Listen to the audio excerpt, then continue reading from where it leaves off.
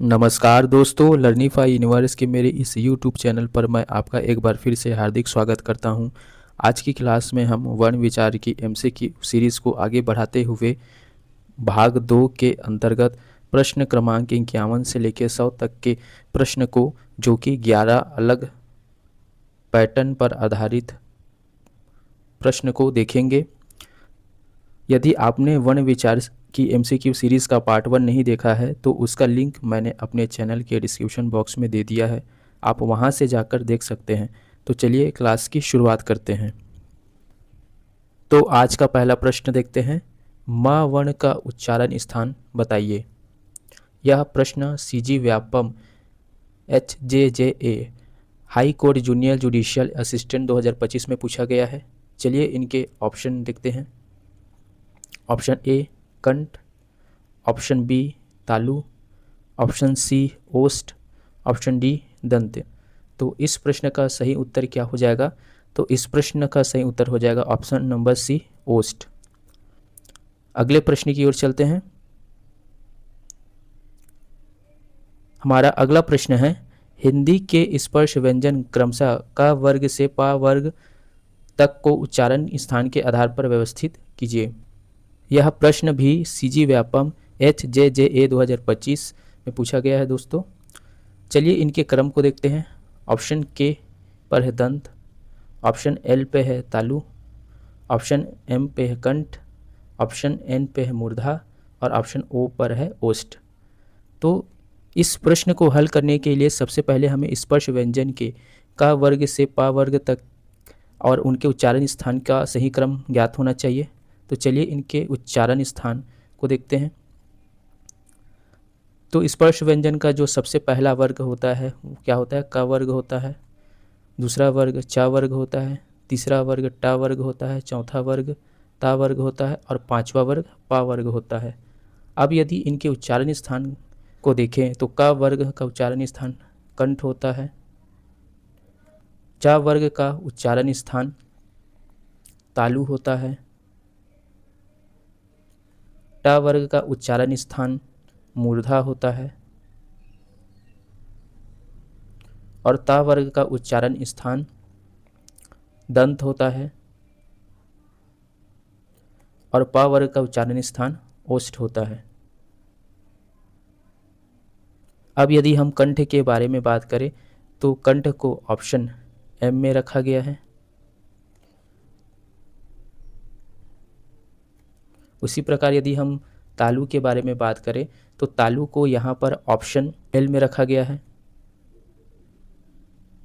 उसी प्रकार अगर हम मूर्धा को देखें तो मूर्धा को यहाँ पर ऑप्शन एन में रखा गया है। उसी प्रकार दंत को यहाँ पर ऑप्शन के में रखा गया है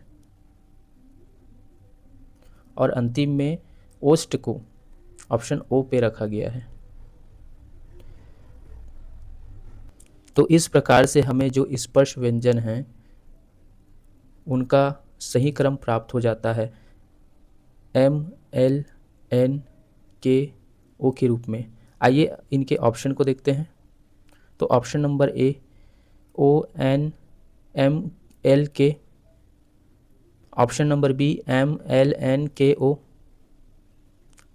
option number C M L K N O, option number D L M N K O. तो इस प्रश्न का सही उत्तर क्या हो जाएगा? तो इस प्रश्न का सही उत्तर हो जाएगा option number B M L N K O. अगले प्रश्न की ओर चलते हैं। अगला प्रश्न है, यहाँ पर निर्देश दिए गए हैं, नीचे दिए गए कथन और कारण के सही विकल्प को चुनिए। यह प्रश्न CGSSB मंडी बोर्ड उप निरीक्षक 2025 में पूछा गया है। चलिए इनको देखते हैं। तो कथन है, जिन स्वरों की उत्पत्ति किन्हीं दूसरे स्वरों से नहीं होती उन्हें मूल स्वर कहते हैं। कारण देखते हैं, आ ई उ ए ऐ ओ औ मूल स्वर हैं।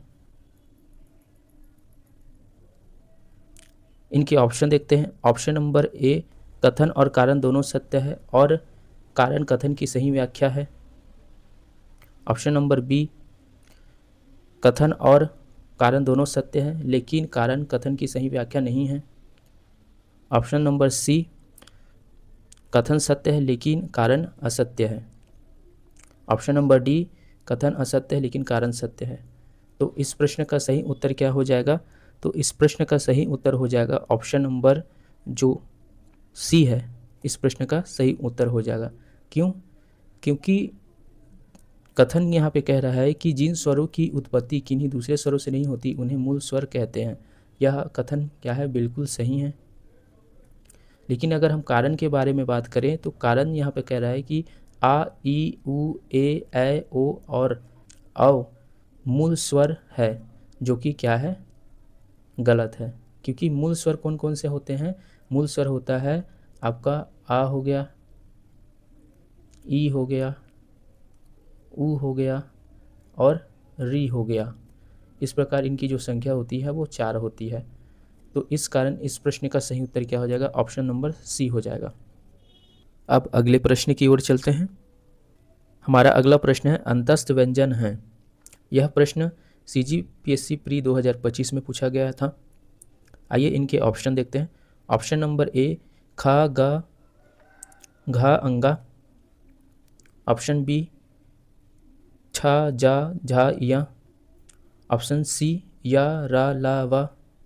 ऑप्शन डी, ता, था, दा, धा। तो इस प्रश्न का सही उत्तर क्या हो जाएगा? तो इस प्रश्न का सही उत्तर हो जाएगा ऑप्शन नंबर सी। अगले प्रश्न की ओर चलते हैं। अगला प्रश्न है संयुक्त व्यंजन है। इस प्रश्न को भी CGPSC प्री 2024 में पूछा गया था। ऑप्शन देखते हैं। ऑप्शन नंबर ए, शा, शा, शाह। ऑप्शन नंबर बी, शा, त्रा, ज्ञा, श्रा। ऑप्शन नंबर सी, ता, था, दा, धा, ना। ऑप्शन नंबर डी, पा, फा, बा, भा, मा। तो इस प्रश्न का सही उत्तर क्या हो जाएगा? तो इस प्रश्न का सही उत्तर हो जाएगा ऑप्शन नंबर बी। अगला प्रश्न देखते हैं। अगला प्रश्न है निम्नलिखित स्पर्श व्यंजनों के वर्गीय व्यंजनों का सही क्रम रेखांकित कीजिए। इस प्रश्न को CGSSB एडीओ 2025 सहायक ग्रामीण विकास विस्तार अधिकारी में पूछा गया था। इनका क्रम हमें दिया गया है। ऑप्शन ए पे का वर्ग को रखा गया है, ऑप्शन बी पे पा वर्ग को रखा गया है, ऑप्शन सी पे ता वर्ग को रखा गया है, ऑप्शन डी पे टा वर्ग को रखा गया है, ऑप्शन ई पे चा वर्ग को रखा गया है। तो इस प्रश्न को हल करने के लिए हमें स्पर्श व्यंजन के जो वर्गीय व्यंजन हैं उनका सही क्रम याद होना चाहिए दोस्तों। तो चलिए उनके सही क्रम को एक बार फिर से हम देखते हैं। तो उनका सही क्रम क्या होता है? स्पर्श व्यंजन के वर्ग का जो सबसे पहला वर्ग होता है वो का वर्ग होता है, दूसरा वर्ग चा वर्ग होता है, तीसरा वर्ग टा वर्ग होता है, चौथा वर्ग ता वर्ग होता है और पांचवा पा वर्ग होता है। अब यदि हम का वर्ग के ऑप्शन को देखें तो का वर्ग को यहाँ पर ऑप्शन ए पे रखा गया है। इसी प्रकार अगर हम चा वर्ग को देखें तो चा वर्ग को यहाँ पर ऑप्शन ई पे रखा गया है। इसी प्रकार अगर हम टा वर्ग को देखें तो टा वर्ग को यहाँ पर ऑप्शन डी पे रखा गया है। इसी प्रकार ता वर्ग को देखें तो यहाँ पर ता वर्ग को ऑप्शन सी पे रखा गया है। और अंतिम में पा वर्ग को देखें तो पा वर्ग को ऑप्शन बी पे रखा गया है। तो इस प्रकार से जो हमारे स्पर्श जो व्यंजन हैं उनके वर्ग का एक सही क्रम हमें प्राप्त हो जाता है। आइए अब इनके ऑप्शन को देखते हैं। Option number A B C D E. Option number B A D C B E. Option number C A E D C B. Option number D E A B D C. तो इस प्रश्न का सही उत्तर क्या हो जाएगा? तो इस प्रश्न का सही उत्तर हो जाएगा ऑप्शन नंबर सी। अगले प्रश्न की ओर चलते हैं। अगला प्रश्न है, यहाँ पर कथन दिया गया है कि मुंह से पूरा श्वास निकाला जाए तो शुद्ध निरुनासिक ध्वनि निकलती है। कारण देखते हैं। कारण, यदि श्वास का कुछ अंश भी नाक से निकाला जाए तो अनुनासिक ध्वनि निकलती है। नीचे दिए गए विकल्पों में से सही उत्तर चुनें। यह प्रश्न भी CGSSB एडीओ 2025 के एग्ज़ाम में पूछा गया था। तो इस इसके लिए हमें सबसे पहले ये पता होना चाहिए कि जो निरुनासिक है वो किसे कहते हैं और अनुनासिक किसे कहते हैं। तो निरुनासिक के लिए बस आप इतना याद रखिए दोस्तों कि ऐसे वर्ण या व्यंजन जिनका उच्चारण मुख से होता है, जिनका उच्चारण मुख से होता है उनको हम निरुनासिक कहते हैं। जबकि ऐसे व्यंजन या वर्ण जिनका उच्चारण मुख के साथ साथ नाक से भी होता है उन्हीं को हम अनुनासिक कहते हैं। तो इनके ऑप्शन को देखते हैं। ऑप्शन ए कथन सही है, कारण गलत है। ऑप्शन बी कथन गलत है, कारण सही है। ऑप्शन सी कथन और कारण दोनों सही हैं। ऑप्शन डी कथन और कारण दोनों गलत है। तो इस प्रश्न का सही उत्तर क्या हो जाएगा दोस्तों? तो इस प्रश्न का सही उत्तर हो जाएगा ऑप्शन नंबर सी, कथन और कारण दोनों सही हैं। अगला प्रश्न देखते हैं। अगला प्रश्न है निर्देश, नीचे दिए गए कथन और कारण के लिए सही विकल्प चुनिए। यह प्रश्न CGSSB प्री BEd 2026 में पूछा गया है, इसी साल पूछा गया है दोस्तों। तो चलिए इनके कथन और कारण को देखते हैं। कथन है द्विगुण व्यंजनों का प्रयोग शब्दों की शुरुआत में नहीं होता। कारण, इनका प्रयोग शब्दों के बीच में या अंत में होता है। तो सबसे पहले हम देखते हैं कि द्विगुण जो व्यंजन है इनका प्रयोग शब्दों की शुरुआत में क्यों नहीं होता। तो अगर हम बात करें कि द्विगुण व्यंजन का जो प्रयोग है शब्दों की शुरुआत में क्यों नहीं होता, क्योंकि जब हम द्विगुण व्यंजन का उच्चारण करते हैं तो जो ध्वनि होती है वो झटके के साथ मुख से निकलती है और इन्हें पूर्व जो ध्वनि होती है उनके सहारे की आवश्यकता होती है उच्चारण हेतु। तो पूर्व ध्वनि के सहारे की आवश्यकता होती है। यही कारण है कि जो द्विगुण व्यंजन होता है उनका प्रयोग शब्द के मध्य में या अंत में होता है।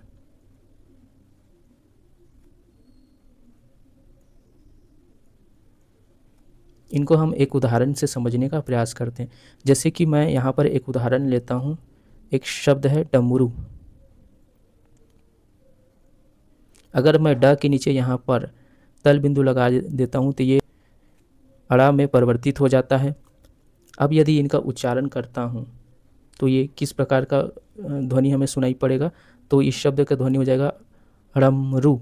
तो इस प्रकार से इनके जो उच्चारण है उसमें हमें कठिनाई आ रही है। इसी प्रकार से एक शब्द यहाँ पर लेता हूँ जैसे कि ढोलक। यदि अब मैं ढ के नीचे एक तल बिंदु लगा देता हूँ तो ये अढ़ा में परिवर्तित हो गया। अब यदि इस पूरे शब्द का उच्चारण करता हूँ तो अढ़ोलक, इस प्रकार की ध्वनि है वो सुनाई दे रही है, अर्थात इनका भी उच्चारण कठिनाई से हो रही है। अब देखते हैं कि द्विगुण व्यंजन का जो प्रयोग है वो शब्द के मध्य में कैसे होता है। तो मध्य में अगर हम बात करें तो जैसे कि यहाँ पर मैं एक उदाहरण के लिए एक शब्द लेता हूँ लड़का।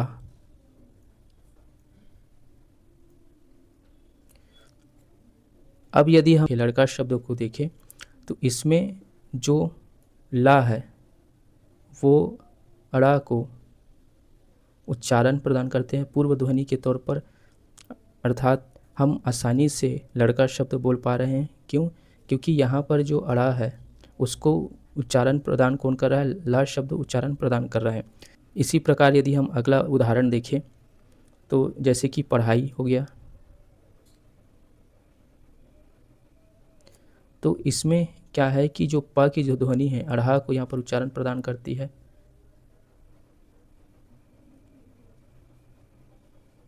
जो कि एक पूर्व ध्वनि है। तो यहाँ पर प की जो ध्वनि है अढ़ा को यहाँ पर उच्चारण प्रदान कर रहा है, जिसके कारण हम जो पढ़ाई शब्द है उनका सही उच्चारण कर पा रहे हैं। पूर्व ध्वनि के तौर पर यहाँ पर प की जो ध्वनि है अढ़ा को उच्चारण प्रदान कर रही है। अब हम देखते हैं शब्द के अंत में इसका प्रयोग कैसे होता है। जैसे कि एक शब्द है ओढ़, तो यहाँ पर जो ओ की जो ध्वनि है वो अढ़ा के पहले आकर उनको उच्चारण प्रदान कर रहा है। जैसे कि ओ हो गया, तो ओ की जो ध्वनि है अढ़ा के पहले आकर पूर्व ध्वनि के तौर पर इनको उच्चारण प्रदान कर रहा है और हम और शब्द है उनको आसानी से उच्चारित कर पा रहे हैं।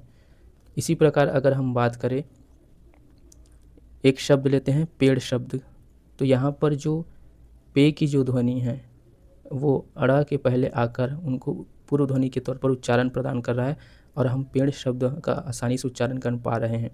तो यही कारण है कि जो द्विगुण जो व्यंजन होता है, जैसे कि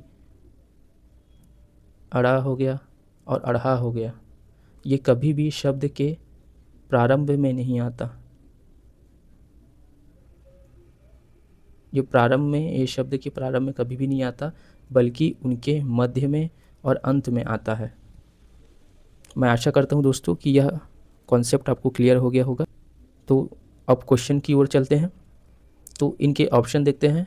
ऑप्शन ए, कथन और कारण दोनों सत्य है और कारण कथन की सही व्याख्या है।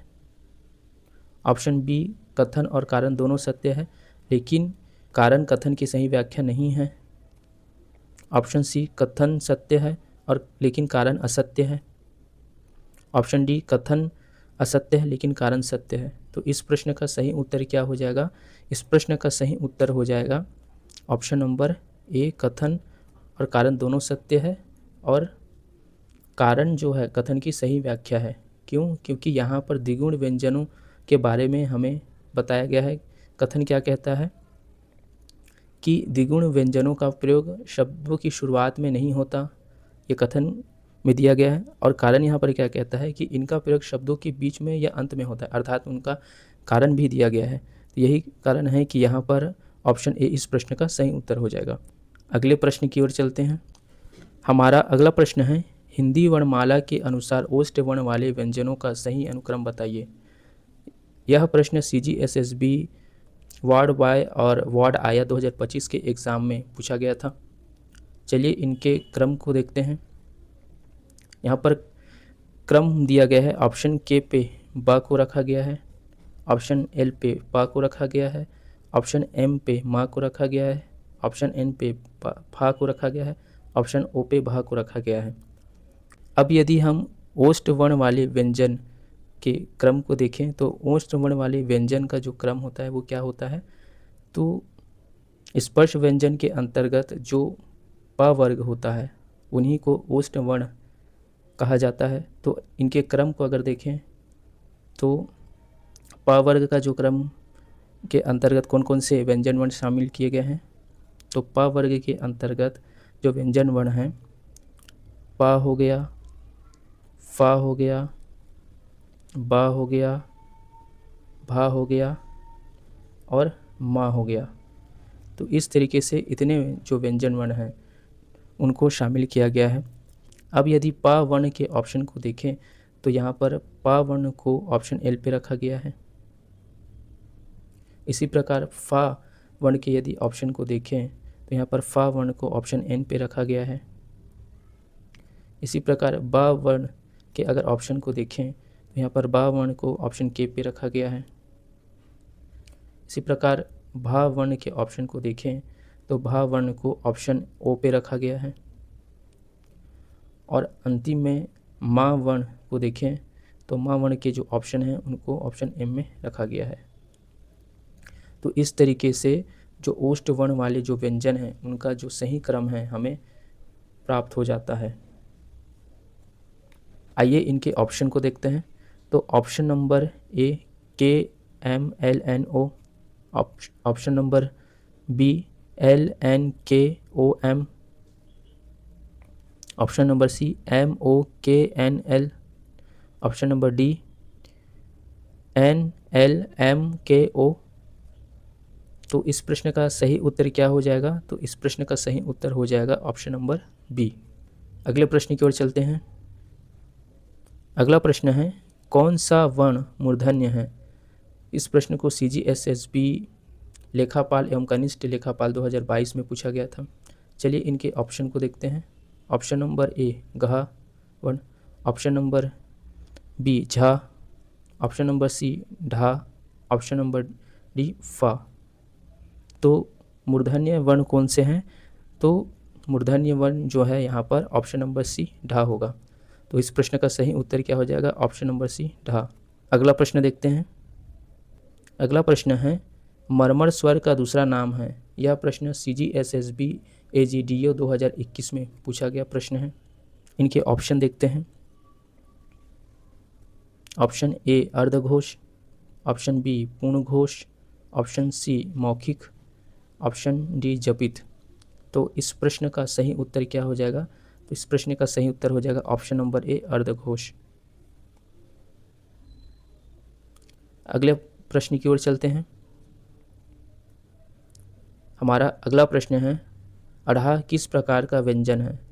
इस प्रश्न को भी CGSSB AGDO 2021 अर्थात assistant grade 3 and data entry operator 2021 में पूछा गया है, जिसको हम संयुक्त भर्ती के नाम से जानते हैं। तो चलिए इनके प्रश्न को देखते हैं। ऑप्शन नंबर ए संघर्षी, ऑप्शन नंबर बी पार्श्विक, ऑप्शन नंबर सी स्पर्शी, ऑप्शन नंबर डी उक्षिप्त। तो इस प्रश्न का सही उत्तर क्या हो जाएगा? इस प्रश्न का सही उत्तर हो जाएगा ऑप्शन नंबर डी उक्षिप्त। अगले प्रश्न की ओर चलते हैं। हमारा अगला प्रश्न है संसार की किस भाषा में पूरे के पूरे शब्द हैं जिनमें एक भी स्वर नहीं है? इस प्रश्न को भी AGDO 2021 में पूछा गया था। ऑप्शन देखते हैं। ऑप्शन ए चीन की भाषा, ऑप्शन बी अफ्रीका की भाषा, ऑप्शन सी भारत की भाषा, ऑप्शन डी अरब की भाषा। तो इस प्रश्न का सही उत्तर क्या हो जाएगा? तो इस प्रश्न का सही उत्तर हो जाएगा ऑप्शन नंबर बी अफ्रीका की भाषा। अगला प्रश्न देखते हैं। अगला प्रश्न है पा व्यंजन वर्ण है। इस प्रश्न को CGPSC SI प्री 2026 में इसी वर्ष पूछा गया है दोस्तों। चलिए इनके ऑप्शन देखते हैं। ऑप्शन नंबर ए मूर्धन्य, ऑप्शन नंबर बी कंठ्य, ऑप्शन नंबर सी ओष्ठ्य, ऑप्शन नंबर डी दंत्य। तो इस प्रश्न का सही उत्तर क्या हो जाएगा? तो इस प्रश्न का सही उत्तर हो जाएगा ओष्ठ्य वर्ण है। अगले प्रश्न की ओर चलते हैं। अगला प्रश्न है जिन ध्वनि चिन्हों द्वारा मनुष्य परस्पर विचार विनिमय करता है उनकी समष्टि को कहते हैं। इस प्रश्न को भी CG Vyapam state forest service exam 2016 में पूछा गया है। चलिए इनके ऑप्शन को देखते हैं। ऑप्शन नंबर ए स्वर, ऑप्शन नंबर बी व्यंजन, ऑप्शन नंबर सी भाषा, ऑप्शन नंबर डी वर्ण, ऑप्शन नंबर ई इनमें से कोई नहीं। तो इस प्रश्न का सही उत्तर क्या हो जाएगा? तो इस प्रश्न का सही उत्तर हो जाएगा ऑप्शन नंबर सी भाषा। अगला प्रश्न देखते हैं। अगला प्रश्न है हिंदी में अनुनासिक वर्णों की संख्या है। इस प्रश्न को भी CG Vyapam state forest service exam 2016 में पूछा गया था। ऑप्शन देखते हैं। Option number A 1, option number B 2, option number C 3, option number D 4, option number E इनमें से कोई नहीं। तो इस प्रश्न का सही उत्तर क्या हो जाएगा? तो इस प्रश्न का सही उत्तर हो जाएगा ऑप्शन नंबर ई इनमें से कोई नहीं। क्यों? क्योंकि यहाँ पर हिंदी में अनुनासिक वर्णों की संख्या पूछी गई है। और हिंदी में अनुनासिक वर्ण कौन कौन से होते हैं? तो हिंदी में अनुनासिक वर्ण होते हैं अंगा हो गया, या हो गया, अड़ा हो गया, न हो गया और माँ हो गया। इस तरीके से इनकी कुल संख्या कितनी होती है? 5 होती है। तो इस प्रश्न का सही उत्तर क्या हो जाएगा? ऑप्शन नंबर ई। अगले प्रश्न की ओर चलते हैं। अगला प्रश्न है एक ही वर्ण जब किसी शब्द में 2 बार प्रयुक्त होता है तो क्या कहलाता है? इस प्रश्न को Chhattisgarh state electricity board data entry operator 2019 में पूछा गया था। इनके ऑप्शन देखते हैं। ऑप्शन 1 महाप्राण व्यंजन, ऑप्शन 2 द्वित्व व्यंजन, ऑप्शन 3 संयुक्त व्यंजन, ऑप्शन 4 अल्पप्राण व्यंजन। तो इस प्रश्न का सही उत्तर क्या हो जाएगा? तो इस प्रश्न का सही उत्तर हो जाएगा ऑप्शन नंबर 2 द्वित्व व्यंजन। यहाँ पर द्वित्व व्यंजन किसे कहते हैं इसको संक्षेप में देखते हैं। द्वित्व व्यंजन क्या होता है? जब कोई भी वर्ण होता है उसका 2 बार प्रयोग होता है एक शब्द में तो उसी को हम द्वित्व व्यंजन कहते हैं। जैसे कि बच्चा हो गया, पक्का हो गया, गन्ना हो गया। तो इस तरीके से जो एक ही शब्द है इसमें जो वर्ण हैं उनका 2 बार प्रयोग हो रहा है। जैसे यहाँ पर जो चा वर्ण हैं उनका 2 बार प्रयोग हो रहा है। इसी प्रकार अगर हम पक्का शब्द में देखें तो का वर्ण का 2 बार प्रयोग हो रहा है। इसी प्रकार गन्ना शब्द में ना वर्ण का 2 बार यहाँ पर प्रयोग हो रहा है। अगले प्रश्न की ओर चलते हैं। अगला प्रश्न है, कौन सा स्वर ह्रस्व स्वर नहीं है? इस प्रश्न को भी CG state electricity board data entry operator 2019 में पूछा गया था। आइए इनके ऑप्शन देखते हैं। ऑप्शन नंबर 1 उ, ऑप्शन 2 आ, ऑप्शन 3 ई और ऑप्शन 4 ए। तो इस प्रश्न का सही उत्तर क्या हो जाएगा? तो इस प्रश्न का सही उत्तर हो जाएगा ऑप्शन नंबर 4 ए। अगले प्रश्न की ओर चलते हैं। अगला प्रश्न है, ए ऐ ओ आओ कौन से स्वर हैं? इस प्रश्न को भी CSEB DEO 2019 में पूछा गया था। इनके ऑप्शन देखते हैं। ऑप्शन 1 ह्रस्व स्वर, ऑप्शन 2 दीर्घ स्वर, ऑप्शन 3 संयुक्त स्वर, ऑप्शन 4 प्लुत स्वर। तो इस प्रश्न का सही उत्तर क्या हो जाएगा? तो इस प्रश्न का सही उत्तर हो जाएगा ऑप्शन नंबर 3 संयुक्त स्वर। अगला प्रश्न देखते हैं। अगला प्रश्न है, हिंदी वर्णमाला में स्वर ध्वनियों की कुल संख्या क्या है? इसको भी CSEB DEO 2019 में पूछा गया था। ऑप्शन देखते हैं। Option 1 14, option 2 16, option 3 8, option 4 11। तो इस प्रश्न का सही उत्तर क्या हो जाएगा? तो इस प्रश्न का सही उत्तर हो जाएगा ऑप्शन नंबर 4 11। यहाँ पर याद रखिएगा दोस्तों कि अगर आपसे परंपरागत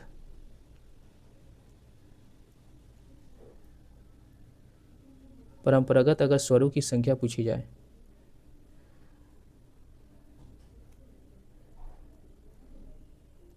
तो आपको उत्तर लेना है 13। चूँकि यहाँ पर विकल्प में नहीं है, इस कारण से हमने यहाँ पर जो उत्तर लिया है वो 11 लिया, अर्थात वो एग्जामिनर हमसे मानक हिंदी के अनुसार जो स्वरों की जो संख्या है, मानक जो हिंदी में स्वरों की जो संख्या है, जो स्वर है वो कितनी है? 13 मानी गई है, जिसमें से जो अनुस्वार है और विसर्ग अर्थात जो अम है और आहा है इसको शामिल नहीं किया गया है। तो ये बात याद रखिएगा। अगले प्रश्न की ओर चलते हैं। अगला प्रश्न है, हिंदी वर्णमाला में व्यंजन वर्ण के संबंध में निम्नलिखित में से कौन सा कथन सही है?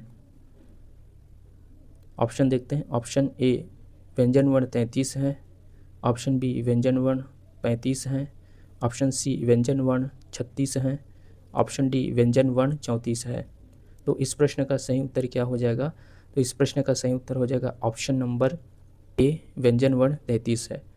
यहाँ पर भी आपको याद रखना है कि हिंदी वर्णमाला में व्यंजन वर्णों की जो संख्या होती है, यदि आपसे कुल संख्या पूछी जाए तो आपको उत्तर लेना है 52। लेकिन लेखन के आधार पर, लेखन या परंपरागत आधार पर, लेखन या परंपरागत आधार पर तो इनकी संख्या कितनी होती है? तो इनकी संख्या 33 मानी जाती है। उस परिस्थिति में हम जो व्यंजन वर्ण हैं उनकी गिनती क से लेके हा वर्ण तक करते हैं, अर्थात स्पर्श व्यंजन से लेके ऊष्म व्यंजन तक हम करते हैं। अगला प्रश्न देखते हैं। अगला प्रश्न है, निम्नलिखित में से कौन सा स्पर्श व्यंजन का वर्ग नहीं है? ऑप्शन देखते हैं। ऑप्शन ए का वर्ग, ऑप्शन बी चा वर्ग, ऑप्शन सी या वर्ग, ऑप्शन डी पा वर्ग। तो इस प्रश्न का सही उत्तर क्या हो जाएगा? तो इस प्रश्न का सही उत्तर हो जाएगा ऑप्शन नंबर सी या वर्ग। अगला प्रश्न देखते हैं। हमारा अगला प्रश्न है, यहाँ पर हमें सूची दी गई है, सूची 1 और यहाँ पर सूची 2। इन सूची को आपस में हमें मिलान करना है, अर्थात मैच द कॉलम से संबंधित यहाँ पर प्रश्न हमसे पूछा गया है। तो सबसे पहले हम इनके क्रम को देखते हैं। तो यहाँ पर जो का वर्ग है उसको 1 नंबर पे रखा गया है, यहाँ पर चा वर्ग को 2 नंबर पे रखा गया है, टा वर्ग को 3 नंबर पे रखा गया है, ता वर्ग को 4 नंबर पे रखा गया है और पा वर्ग को 5 नंबर पे रखा गया है। अगर हम सूची 2 के बारे में बात करें तो सूची 2 में यहाँ पर ऑप्शन ए पे दंत को रखा गया है, ऑप्शन बी पे तालव्य को रखा गया है, ऑप्शन सी पे ओष्ठ को रखा गया है, ऑप्शन डी पे मूर्धन्य को रखा गया है और ऑप्शन ई पे कंठ को रखा गया है और इनसे संबंधित हमें कूट दिया गया है। उपयुक्त ऑप्शनों से यह स्पष्ट है कि यहाँ पर किसके बारे में बात की जा रही है। तो यहाँ पर स्पर्श जो व्यंजन हैं उनके बारे में बात की जा रही है, उनके वर्ग के बारे में बात की जा रही है, साथ ही उन वर्णों के जो नाम हैं, वर्ण के जो नाम हैं उनके बारे में यहाँ पर बात किया जा रहा है। तो सबसे पहले हम देखते हैं का वर्ग। तो का वर्ग के जो वर्ण का जो नाम है वो क्या होता है। तो का वर्ग के वर्ण का जो नाम होता है वो होता है कंठेय। दूसरा है च वर्ग। तो च वर्ग के जो वर्ण का जो नाम होता है वो क्या होता है, तालव्य होता है। तीसरा जो है वो ट वर्ग है सूची 1 में। तो यहाँ पर ट वर्ग का जो नाम होता है वो क्या होता है, मूर्धन्य होता है। और यहाँ पर चौथा है ता वर्ग। तो ता वर्ग का जो नाम है होता है, उनके वर्ण का जो नाम होता है वो होता है दंत्य। और प वर्ग का जो नाम होता है उसके वर्ण का जो नाम है वो होता है ओष्ठ्य।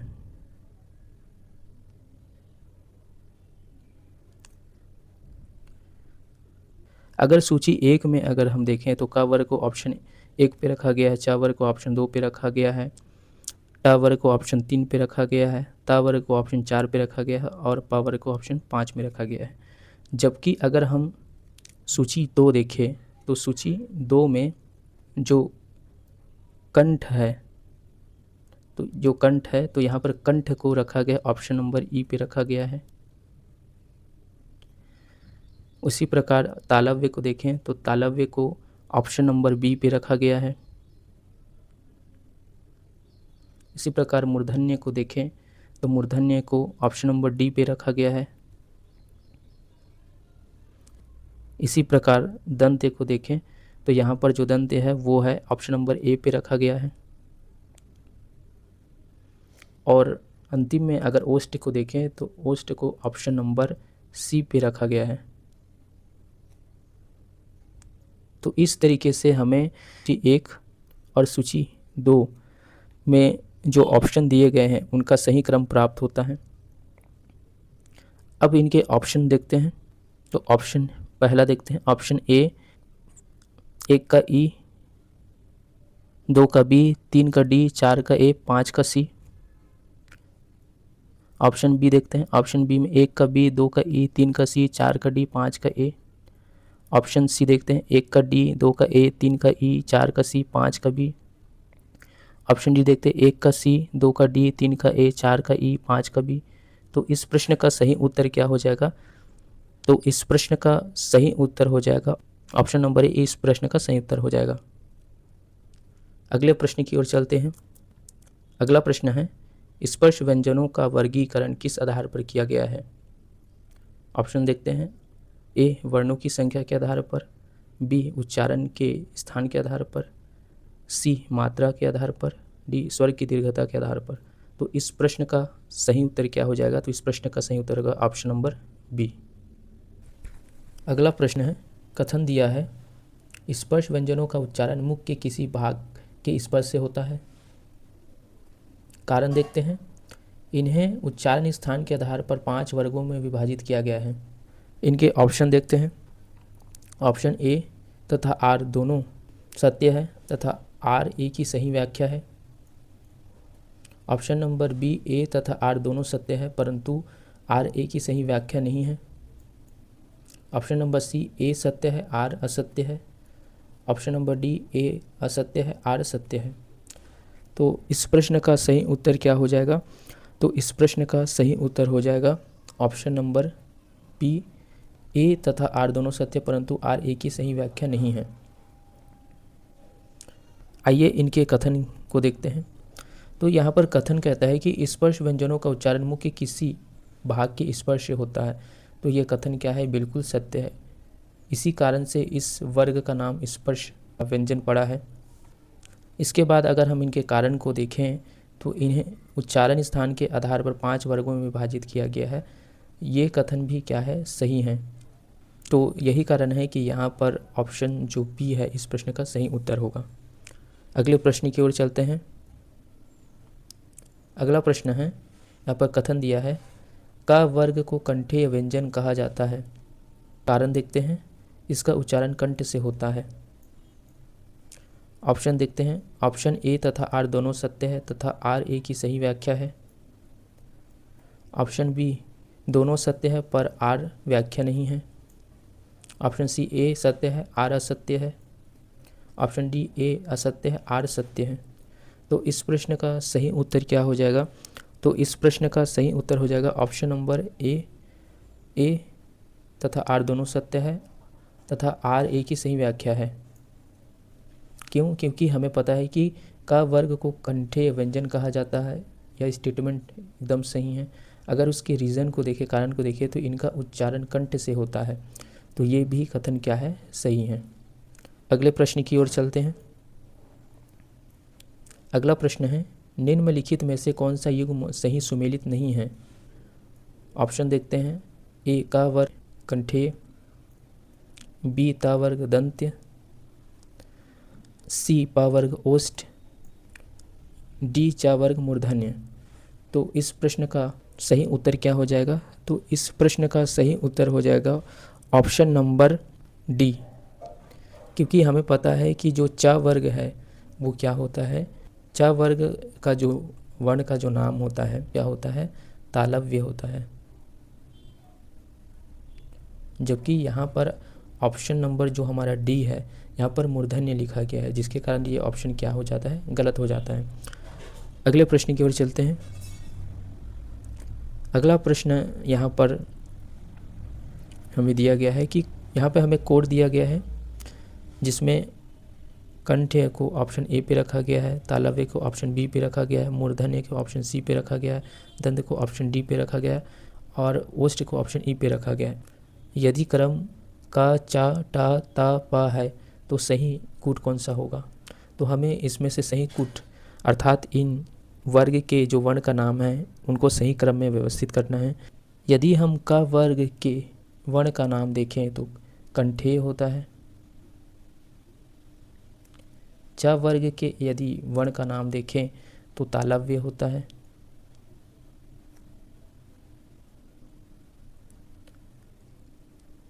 इसी प्रकार ट वर्ग के वर्ण का जो नाम होता है वो मूर्धन्य होता है।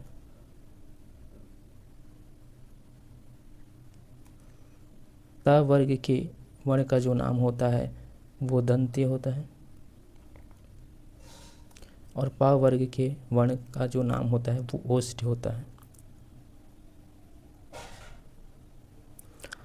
अब हम इन विभिन्न वर्गों में जो कोड दिए गए हैं उनके हिसाब से इनको व्यवस्थित करते हैं। तो जैसे कि अगर हम क वर्ग को देखें तो यहाँ पे क वर्ग में कंठे है, तो कंठे को यहाँ पर कौन सा कोड दिया गया, तो ऑप्शन ए दिया गया है, ऑप्शन ए पे रखा गया है। इसी प्रकार यदि तालव्य को देखें जो च वर्ग के वर्ण का नाम है तो इसको कहाँ पे रखा गया है, तो इसको ऑप्शन बी पे रखा गया है यहाँ पर।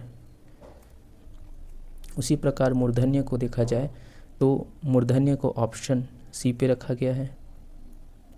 उसी प्रकार अगर हम दंत्य को देखें तो दंत्य को ऑप्शन डी पे यहाँ पे रखा गया है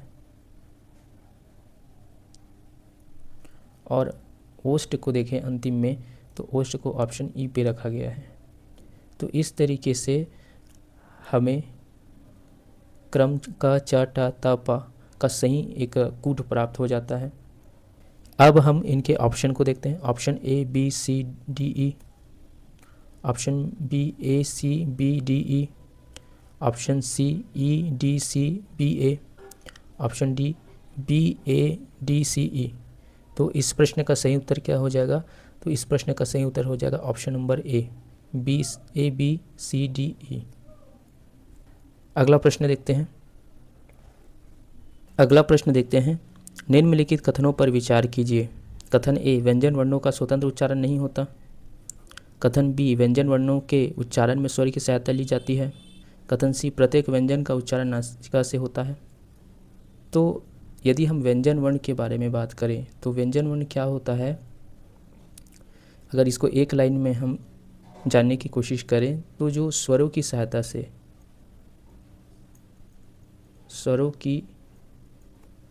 से जो उच्चारित होता है, जिनका उच्चारण होता है स्वरों की सहायता से, उसी को ही हम व्यंजन वर्ण कहते हैं। जैसे कि यदि मैं यहाँ पर उदाहरण के तौर पर देखूँ तो का अगर वर्ण मैं लेता हूँ, तो जब मैं का वर्ण का उच्चारण करता हूँ तो का में मुझे जो आ की जो ध्वनि है वो सुनाई पड़ती है। अर्थात मैं का उच्चारण करने के लिए यहाँ पर आ की ध्वनि का यहाँ पर क्या कर रहा हूँ, सहारा ले रहा हूँ या उनकी सहायता ले रहा हूँ। यही कारण है कि यहाँ पर जो का है वो क्या है, यहाँ पर व्यंजन वर्ण है। तो ये अपने आप स्वतंत्र रूप से उच्चारित नहीं हो सकती। अब यहाँ पर हमें जो स्टेटमेंट दिया गया है उसको देखते हैं। तो पहला स्टेटमेंट यहाँ पे कह रहा है कि आ व्यंजन वर्णों का स्वतंत्र उच्चारण नहीं होता, तो ये क्या हो जाएगा, सही हो जाएगा। दूसरा अगर स्टेटमेंट देखें तो व्यंजन वर्णों के उच्चारण में स्वर की सहायता ली जाती है, ये भी सही है। तीसरा अगर हम लोग देखें, तीसरा स्टेटमेंट, प्रत्येक व्यंजन का उच्चारण नासिका से होता है, तो ये बात क्या हो जाएगा, गलत हो जाएगा। ये बात सत्य है कि जो व्यंजन वर्ण होते हैं उनका उच्चारण नासिका से होता है, लेकिन प्रत्येक व्यंजन का नहीं। तो ऑप्शन देखते हैं। ऑप्शन के केवल ए एवं बी, ऑप्शन एल केवल बी एवं सी, ऑप्शन एम केवल ए एवं सी, ऑप्शन एन ए बी एवं सी, ऑप्शन ओ इनमें से कोई नहीं। तो इस प्रश्न का सही उत्तर क्या हो जाएगा, तो इस प्रश्न का सही उत्तर हो जाएगा ऑप्शन नंबर के, केवल ए एवं बी। अगला प्रश्न है, निम्नलिखित में से कौन सा समूह पूर्णतः अंतस्थ व्यंजनों का है। ऑप्शन देखते हैं। ऑप्शन के या रा लावा, ऑप्शन एल शा शा शाहा, ऑप्शन एम का खा गा घा, ऑप्शन एन टा ठा डा ढा, ऑप्शन ओ इनमें से कोई नहीं। तो इस प्रश्न का सही उत्तर क्या हो जाएगा, तो इस प्रश्न का सही उत्तर हो जाएगा ऑप्शन नंबर के। अगले प्रश्न की ओर चलते हैं। अगला प्रश्न देखते हैं। अगला प्रश्न है, निम्नलिखित में से नीचे से ऊपर उच्चारण स्थान का सही क्रम चुनिए। इनका क्रम दिया गया, ऑप्शन 1 पे कंठ को रखा गया है, ऑप्शन 2 पे तालु को रखा गया है, ऑप्शन 3 पे मूर्धा को रखा गया है। तो इस प्रश्न को हल करने के लिए हमें सबसे पहले स्पर्श व्यंजन के नीचे से ऊपर उच्चारण स्थान का क्रम याद होना चाहिए। तो अगर हम नीचे से स्पर्श व्यंजन के अगर हम नीचे से ऊपर का क्रम देखें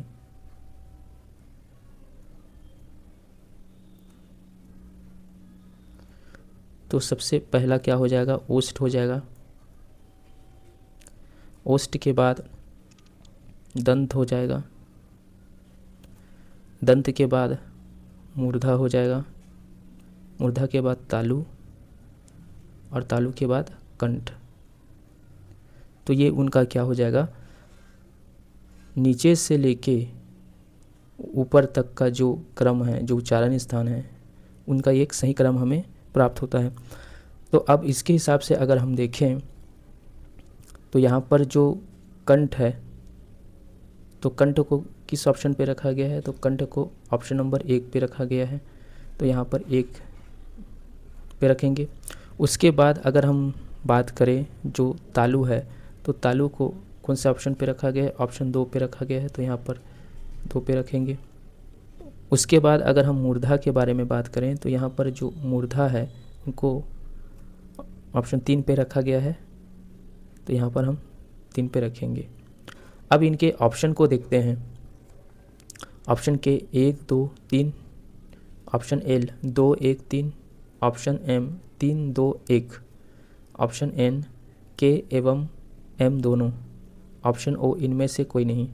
तो इस प्रश्न का सही उत्तर क्या हो जाएगा, तो इस प्रश्न का सही उत्तर हो जाएगा M321।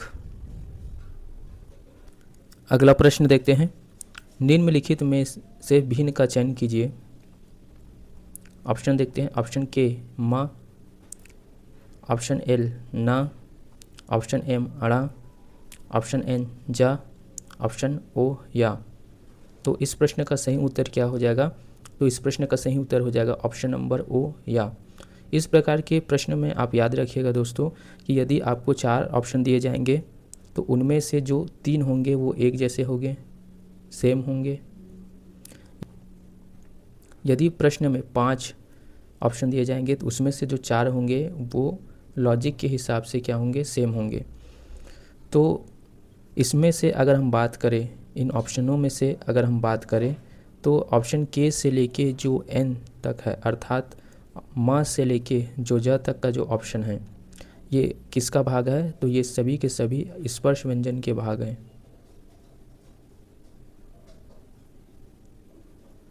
जबकि जो या है वो क्या है? अंतस्थ व्यंजन है।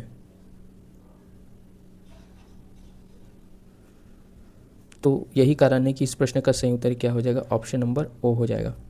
अगले प्रश्न की ओर चलते हैं। अगला प्रश्न है, यहाँ पर कथन दिया गया है। तो कथन ए, का वर्ग का संबंध कंठ से है। कथन बी, पा वर्ग का संबंध तालु से है। ऑप्शन देखते हैं, ऑप्शन के ए एवं बी दोनों सत्य है। ऑप्शन एल केवल ए सत्य है। ऑप्शन एम केवल बी सत्य है। ऑप्शन एन ए एवं बी दोनों असत्य है। ऑप्शन ओ इनमें से कोई नहीं। तो इस प्रश्न का सही उत्तर क्या हो जाएगा? तो इस प्रश्न का सही उत्तर हो जाएगा ऑप्शन नंबर एल केवल ए सत्य है। क्यों? क्योंकि का वर्ग का संबंध कंठ से है, यह कथन पूरी तरीके से सत्य है। लेकिन पा वर्ग का संबंध तालु से है, यह कथन क्या है? गलत है। क्यों? क्योंकि हमें पता है जो पा वर्ग होता है उसका संबंध किससे होता है? उनका उच्चारण स्थान किससे होता है? तो पा वर्ग का उच्चारण स्थान होता है ओष्ठ से, अर्थात होंठ से। तो यही कारण है कि यहाँ पर जो ऑप्शन जो बी है वो क्या हो जाएगा? गलत हो जाएगा। अगले प्रश्न की ओर चलते हैं। दोस्तों इस प्रश्न को देखिए, वीडियो पॉज कीजिए और इन्हें बनाने की कोशिश कीजिए।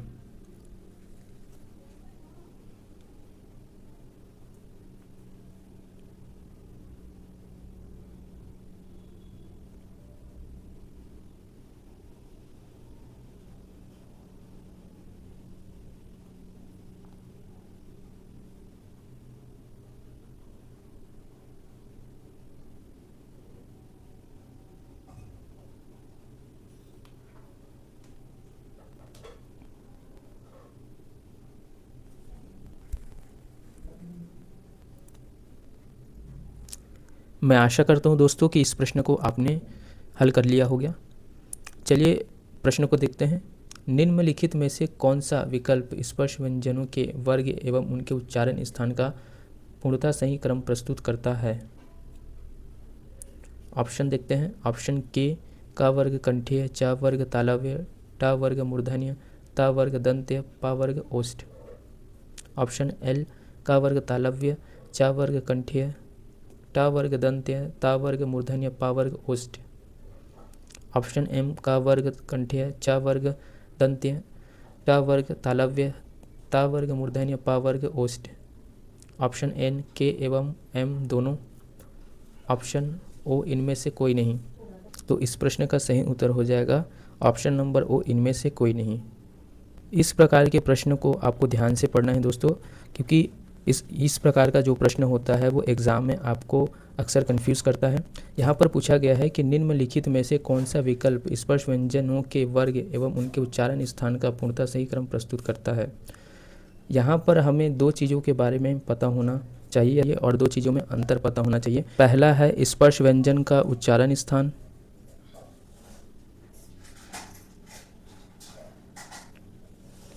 और दूसरा है वर्ण का नाम। अगर हम उच्चारण स्थान के बारे में बात करें तो उच्चारण स्थान में कौन कौन से आ जाते हैं? जैसे कि आपका वर्ग का कंठ हो गया, च वर्ग का तालु हो गया, ट वर्ग का मूर्धा हो गया और त वर्ग का दंत और प वर्ग का ओष्ठ हो गया। जबकि अगर हम वर्ण के नाम के बारे में बात करें तो जो वर्ण का नाम है, जैसे कि क वर्ग है, तो क वर्ग के जो वर्ण का नाम होता है वो कंठेय होता है। क वर्ग के जो वर्ण का जो नाम होता है वो कंठेय होता है। उसी प्रकार अगर हम च वर्ग के बारे में बात करें तो च वर्ग के जो वर्ण का नाम होता है वो तालव्य होता है। उसी प्रकार ट वर्ग के बारे में बात करें तो ट वर्ग के जो वर्ण का नाम होता है वो मूर्धन्य होता है और त वर्ग के जो वर्ण का नाम होता है वो दंत्य होता है और प वर्ग के जो वर्ण का नाम होता है वो ओष्ठ्य होता है। हमें प्रश्न में क्या कहा गया है? हमें प्रश्न में कहा गया है कि निम्नलिखित में से कौन सा विकल्प स्पष्ट व्यंजनों के वर्ग एवं उनके उच्चारण स्थान का पूर्णतः सही क्रम प्रस्तुत करता है। यहाँ पर उनके वर्ग के बारे में पूछा गया है, वर्ग और उनके उच्चारण स्थान के बारे में पूछा गया है। जबकि अगर हम ऑप्शन देखें तो कहीं पर भी ऑप्शन के में कहीं पर भी हमें उच्चारण स्थान का कोई जिक्र देखने को नहीं मिलता। अगर हम एल को देखें, ऑप्शन एल को, तो इसमें भी कहीं पर भी हमें उच्चारण स्थान के बारे में कहीं कोई जिक्र देखने को नहीं मिलता। ऑप्शन एम को देखें तो यहाँ पर भी हमें किसी भी प्रकार का कोई उच्चारण स्थान का जिक्र देखने को नहीं मिलता।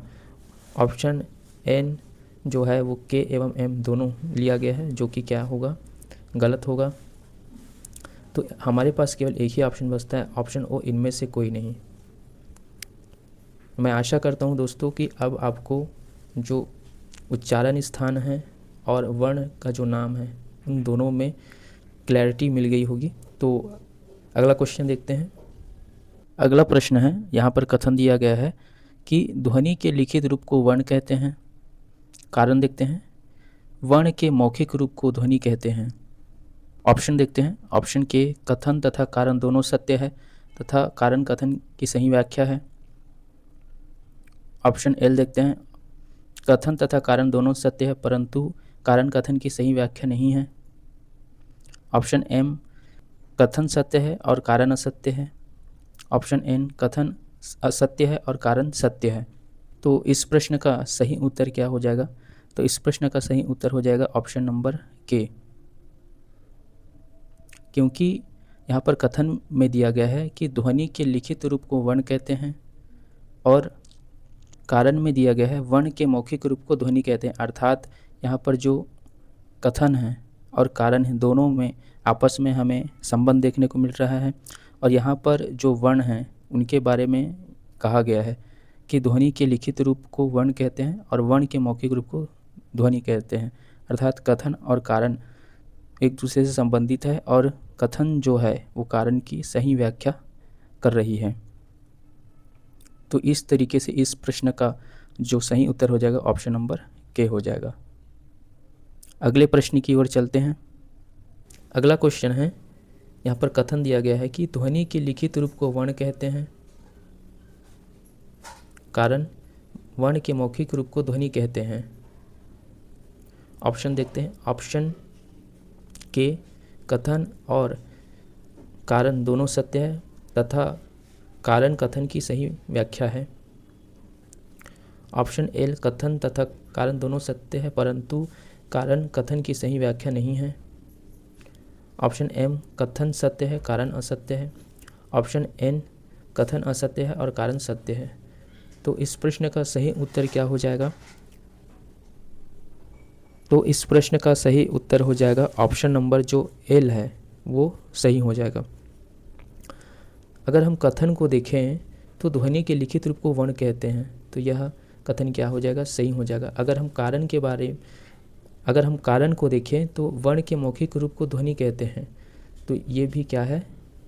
कारण सही है। लेकिन यहाँ पर क्या है कि जो कारण जो है वर्ण के मौखिक रूप को ध्वनि कहते हैं वो क्या है?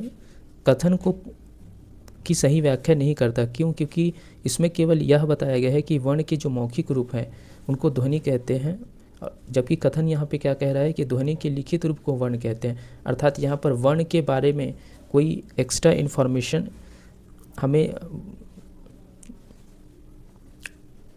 अर्थात यहाँ पर वर्ण के लिखित रूप को, अर्थात वर्ण के लिखित रूप को ध्वनि के लिखित रूप को वर्ण क्यों कहते हैं, इसके बारे में हमें नहीं बताया गया है।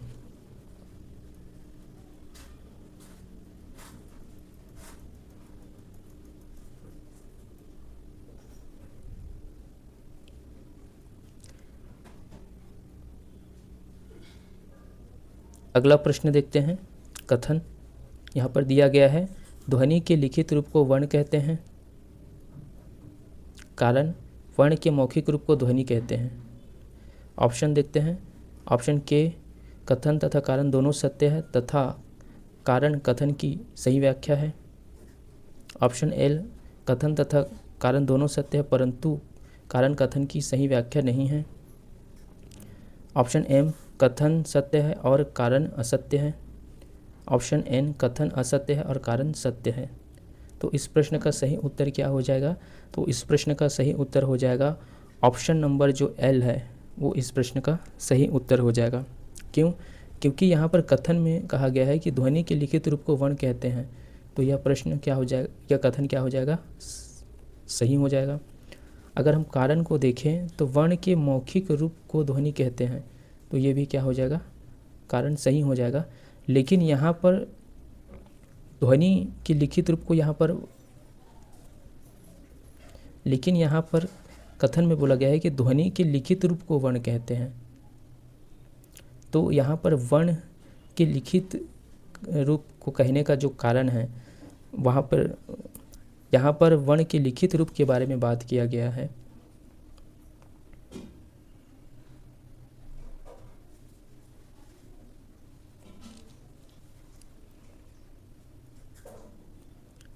यहाँ पर ध्वनि के लिखित रूप के बारे में बात किया गया है, जबकि यहाँ पर वर्ण दूसरे जो कारण हैं उसमें वर्ण के मौखिक रूप को ध्वनि कहते हैं, यह बताया गया है।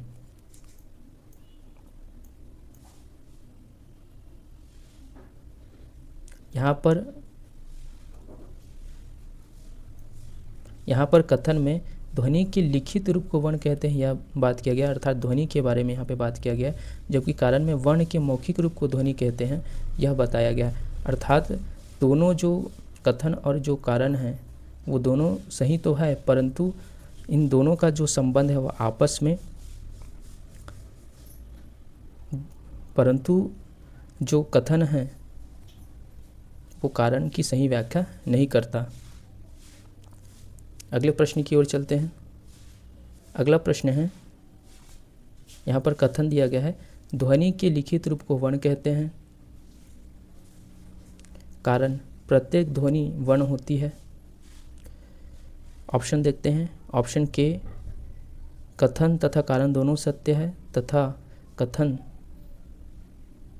तथा कारण कथन की सही व्याख्या है।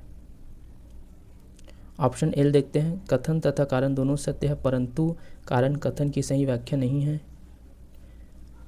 ऑप्शन एम देखते हैं, कथन सत्य है परंतु कारण असत्य है। ऑप्शन एन देखते हैं, कथन असत्य है और कारण सत्य है। तो इस प्रश्न का सही उत्तर क्या हो जाएगा? तो इस प्रश्न का सही उत्तर हो जाएगा ऑप्शन नंबर एम जो है, इस प्रश्न का क्या हो जाएगा? सही उत्तर हो जाएगा। क्यों? क्योंकि यहाँ पर कथन में कहा गया है कि ध्वनि के लिखित रूप को वर्ण कहते हैं, जो कि क्या है? सही है। जबकि कारण में कहा गया कि प्रत्येक ध्वनि वर्ण होती है, तो ये क्या हो जाएगा? गलत हो जाएगा, क्योंकि प्रत्येक ध्वनि क्या नहीं होती? वर्ण नहीं होती। अगले प्रश्न की ओर चलते हैं। अगला प्रश्न है, यहाँ पर कथन दिया गया है, मात्रा या उच्चारण के आधार पर स्वरों के मुख्य रूप से दो प्रकार होते हैं। कारण ह्रस्व स्वर के उच्चारण में एक मात्रा का समय लगता है, जबकि दीर्घ स्वर के उच्चारण में दो मात्रा का समय लगता है। ऑप्शन देखते हैं। ऑप्शन के, कथन तथा कारण दोनों सत्य है तथा कारण कथन की सही व्याख्या है। ऑप्शन एल, कथन तथा कारण दोनों सत्य है परंतु कारण कथन की सही व्याख्या नहीं है। ऑप्शन एम कथन सत्य है और कारण असत्य है। ऑप्शन एन कथन असत्य है और कारण सत्य है। तो इस प्रश्न का सही उत्तर क्या हो जाएगा? तो इस प्रश्न का सही उत्तर हो जाएगा ऑप्शन नंबर के। क्यों? क्योंकि यहाँ पर कथन पे कहा गया है कि मात्रा या उच्चारण के आधार पर स्वरों के मुख्य रूप से 2 प्रकार होते हैं, और कारण में इन स्वरों का जो प्रकार है उनका उल्लेख भी किया गया है। जैसे ह्रस्व स्वर के उच्चारण में 1 मात्रा का समय लगता है, जबकि दीर्घ स्वर के उच्चारण में 2 मात्रा का समय लगता है। तो यहाँ पर क्या है कि जो कथन है और जो कारण है उसकी सही व्याख्या यहाँ पर देखने को मिल रही है, और दोनों में संबंध भी हमें देखने को मिल रहा है। यही कारण है कि इस प्रश्न का सही उत्तर क्या हो जाएगा? ऑप्शन नंबर के हो जाएगा। अगले प्रश्न की ओर चलते हैं। अगला प्रश्न है, यहाँ पर कथन दिया गया है कि उत्पत्ति के आधार पर स्वरों को मूल स्वर और संधि स्वर 2 भागों में बांटा जाता है। कारण देखते हैं। संधि स्वर 2 प्रकार के होते हैं, दीर्घ स्वर और संयुक्त स्वर। ऑप्शन देखते हैं। ऑप्शन के कथन तथा कारण दोनों सत्य है तथा कारण कथन की सही व्याख्या है। ऑप्शन एल देखते हैं। कथन तथा कारण दोनों सत्य है परंतु कारण कथन की सही व्याख्या नहीं है। ऑप्शन एम देखते हैं। कथन सत्य है, कारण असत्य है। ऑप्शन एन देखते हैं। कथन असत्य है, कारण सत्य है। तो इस प्रश्न का सही उत्तर क्या हो जाएगा? इस प्रश्न का सही उत्तर हो जाएगा ऑप्शन नंबर जो एल है, इस प्रश्न का सही उत्तर हो जाएगा। क्यों? क्योंकि यहाँ पर कथन में क्या कहा गया है कि उत्पत्ति के आधार पर स्वरों को मूल स्वर और संधि स्वर 2 भागों में बांटा गया है, जबकि कारण में यहाँ पर संधि स्वर के बारे में तो बताया गया है कि संधि स्वर 2 प्रकार के होते हैं, यह बताया गया है, दीर्घ स्वर और संयुक्त स्वर। परंतु यहाँ पर जो मूल स्वर है उनके बारे में कोई उल्लेख नहीं किया गया है। यही कारण है कि इस प्रश्न का सही उत्तर क्या हो जाएगा? ऑप्शन नंबर एल हो जाएगा। अगले प्रश्न की ओर चलते हैं। अगला प्रश्न है, यहाँ पर कथन दिया गया है कि जीभ के प्रयोग या स्थिति के आधार पर स्वरों को 3 भागों अग्र स्वर, मध्य स्वर और पश्च स्वर में बांटा जाता है। कारण देखते हैं। आ स्वर के उच्चारण में जीभ का मध्य भाग काम करता है, इसलिए इसे मध्य स्वर कहा जाता है। ऑप्शन देखते हैं। ऑप्शन के कथन तथा कारण दोनों सत्य है तथा कारण कथन की सही व्याख्या है। ऑप्शन एल देखते हैं। कथन तथा कारण दोनों सत्य है परंतु कारण कथन की सही व्याख्या नहीं है। ऑप्शन एम देखते हैं। कथन सत्य है, कारण असत्य है। ऑप्शन एन देखते हैं। कथन असत्य है, कारण सत्य है। तो इस प्रश्न का सही उत्तर क्या हो जाएगा? तो इस प्रश्न का भी सही उत्तर हो जाएगा ऑप्शन नंबर एल। क्यों?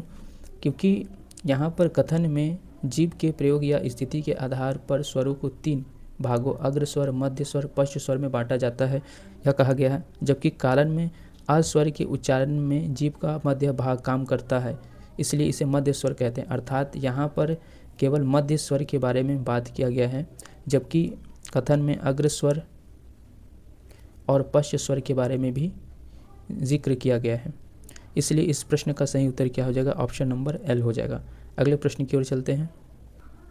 अगला प्रश्न है, यहाँ पर कथन दिया गया है कि सभी दीर्घ स्वर आ, ई, उ, ए, ओ, औ अनिवार्य रूप से ओष्ठों की स्थिति के आधार पर वृत्तमुखी स्वर के अंतर्गत आते हैं। कारण देखते हैं। दीर्घ स्वरों के उच्चारण में ह्रस्व स्वरों की तुलना में 2 गुना समय लगता है, जिसे ओष्ठों को गोलाकार होने का पूरा समय मिल जाता है।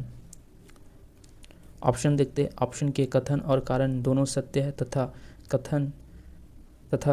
कारण कथन की सही व्याख्या है। ऑप्शन एल देखते हैं। कथन तथा कारण दोनों सत्य है परंतु कारण कथन की सही व्याख्या नहीं है। ऑप्शन एम देखते हैं। कथन सत्य है, कारण असत्य है। ऑप्शन एन देखते हैं। कथन असत्य है, कारण सत्य है। ऑप्शन ओ देखते हैं। कथन और कारण दोनों असत्य है। तो इस प्रश्न का सही उत्तर क्या हो जाएगा? तो इस प्रश्न का सही उत्तर हो जाएगा ऑप्शन नंबर जो ओ है, वो इस प्रश्न का सही उत्तर हो जाएगा। क्यों? क्योंकि यहाँ पर कथन में सभी दीर्घ स्वर जैसे कि आ, ई, उ, ए, ओ, औ अनिवार्य रूप से ओष्ठ की स्थिति के आधार पर वृत्तमुखी स्वर के अंतर्गत आते हैं, यह कहा गया है, जो कि क्या है? गलत है। क्यों? क्योंकि जो वृत्तमुखी जो स्वर होते हैं वो कौन कौन से होते हैं? तो वृत्तमुखी स्वर होते हैं उ, ओ और औ केवल जो चार होते हैं वही वृत्तमुखी स्वर होते हैं। वृत्तमुखी स्वर क्या होते हैं? ऐसे स्वर जिनके उच्चारण में हमारे होंठ का जो आकार है वो गोलाकार हो जाता है, उसी को वृत्तमुखी स्वर कहा जाता है।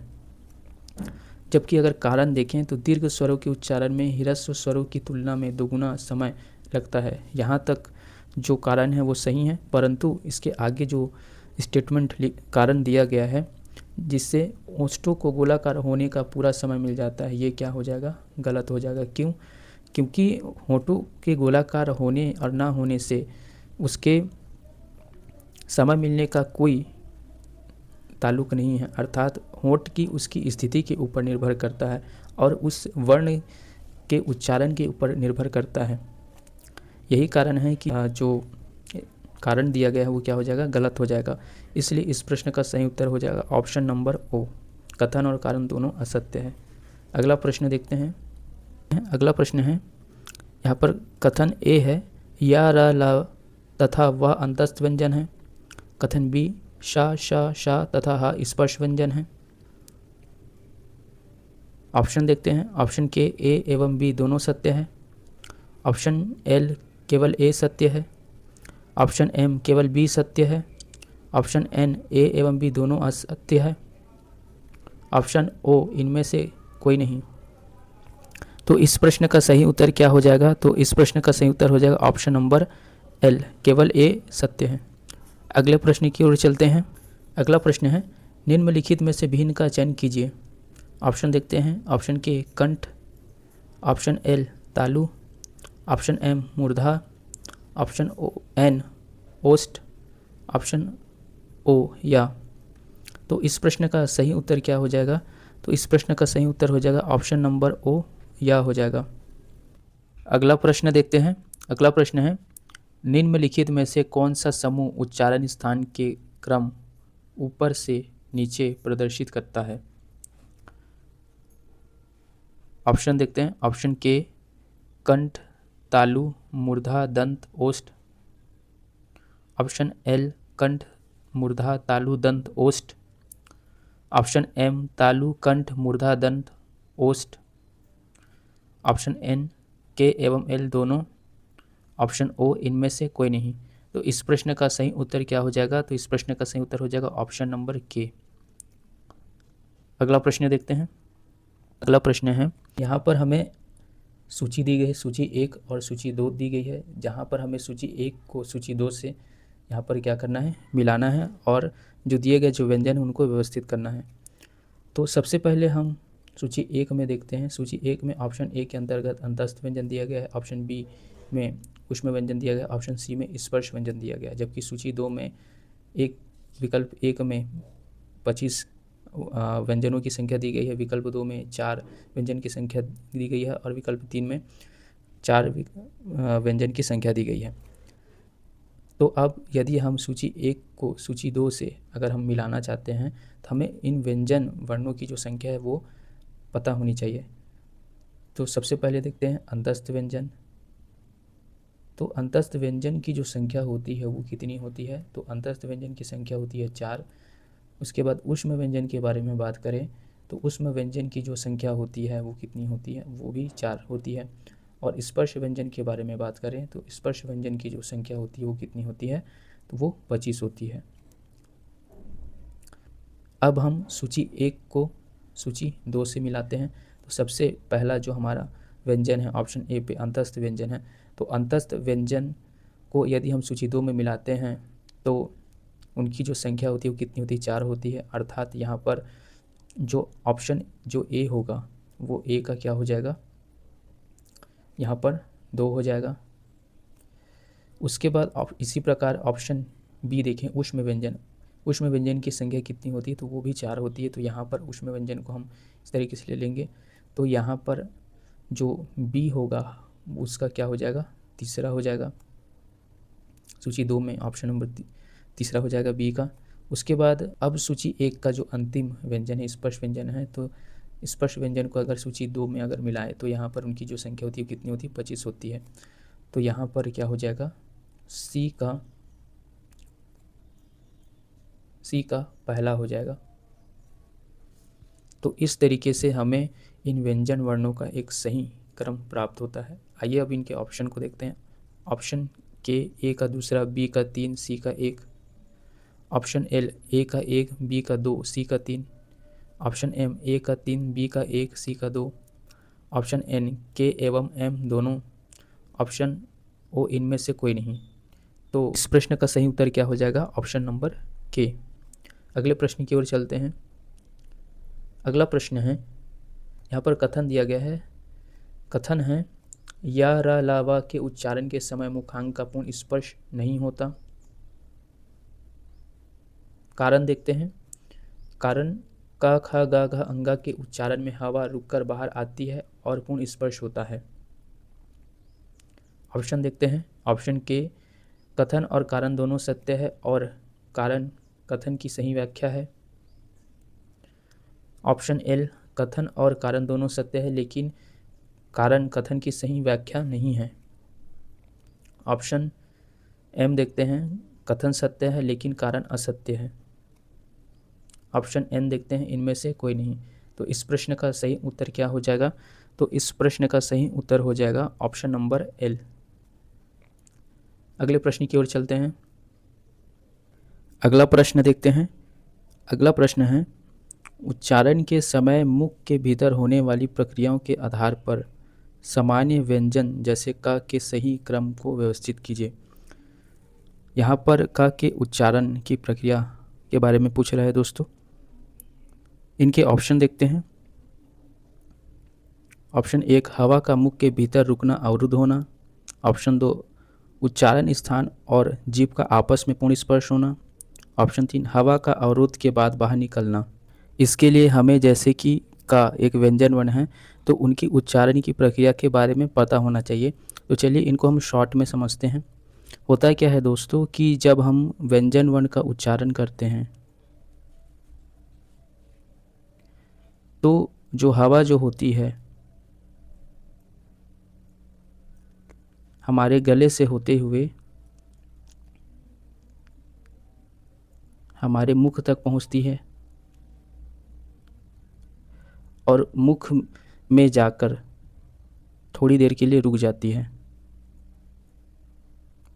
जहाँ पर जीभ जो होता है उनके साथ जो मुख के विभिन्न अंग है उनका स्पर्श होता है और हवा जो है वहाँ पे कुछ समय के लिए क्या हो जाती है? होल्ड हो जाती है, रुक जाती है। जैसे ही वह जीभ जो विभिन्न जो अंग है जैसे कि आपका जो तालू हो गया, मूर्धा हो गया, दंत हो गया, होंठ हो गया, इन सभी से हटता है तो हवा जो होती है वो क्या हो जाती है? हवा जो है वो बाहर हो जाती है और इस तरीके से हम जो व्यंजन वर्ण हैं उनका उच्चारण कर पाते हैं। आइए इनके उच्चारण की प्रक्रिया को देखते हैं। तो पहला जो है, हवा का मुख के भीतर रुकना अवरुद्ध होना, ये उच्चारण की पहली प्रक्रिया नहीं है। दूसरा देखते हैं, उच्चारण स्थान और जीभ का आपस में पूर्ण स्पर्श होना, तो यह उच्चारण की पहली प्रक्रिया है। यहाँ पर दूसरा सबसे पहले आ जाएगा। उसके बाद हवा का अवरोध के बाद बाहर निकलना, तो ये उच्चारण की तीसरी प्रक्रिया है।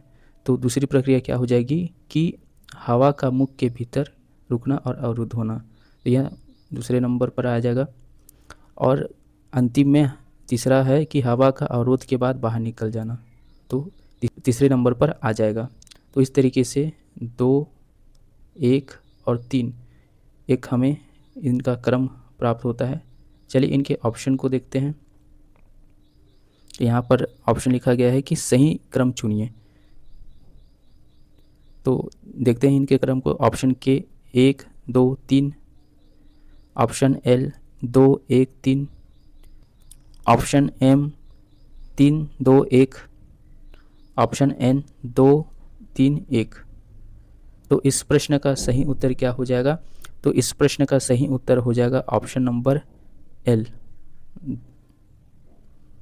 अगला प्रश्न देखते हैं। अगला प्रश्न है, यहाँ पर कथन दिया गया है कि ला वर्ण को हिंदी वर्णमाला में पार्श्विक व्यंजन माना जाता है? कारण देखते हैं। ला के उच्चारण में हवा जीभ के किनारे या पिछले भाग से होकर बाहर निकलती है। ऑप्शन देखते हैं। ऑप्शन के कथन और कारण दोनों सत्य है और कारण कथन की सही व्याख्या है। ऑप्शन एल कथन और कारण दोनों सत्य है लेकिन कारण कथन की सही व्याख्या नहीं है। ऑप्शन एम कथन सत्य है कारण असत्य है। ऑप्शन एन इनमें से कोई नहीं। तो इस प्रश्न का सही उत्तर क्या हो जाएगा? तो इस प्रश्न का सही उत्तर हो जाएगा ऑप्शन नंबर के। अगला प्रश्न देखते हैं। अगला प्रश्न है और हमारे आज की वीडियो का अंतिम जो प्रश्न है कि हिंदी व्याकरण में किस वर्ण को लुंठित वर्ण या ध्वनि कहा जाता है? ऑप्शन देखते हैं। ऑप्शन के या को, ऑप्शन एल रा को, ऑप्शन एम ला को, ऑप्शन एन वा को। तो इस प्रश्न का सही उत्तर क्या हो जाएगा? तो इस प्रश्न का सही उत्तर हो जाएगा ऑप्शन नंबर जो एल है, रा को लुंठित वर्ण कहा जाता है। यहाँ पर हम इसके बारे में शॉर्ट में देखते हैं। जो रा होता है, जब हम रा का उच्चारण करते हैं तो हमारा जो जीभ है वो लुढ़क कर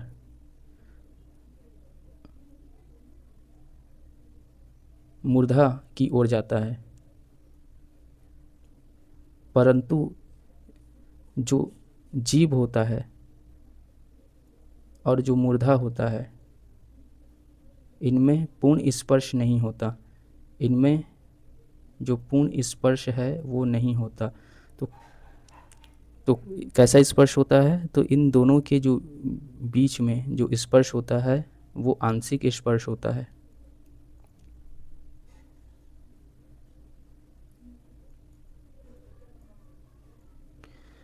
यही कारण है कि जो रा है उनको क्या कहा जाता है? लुंठित वर्ण। लुंठित का अर्थ होता है लुढ़क कर आगे बढ़ना।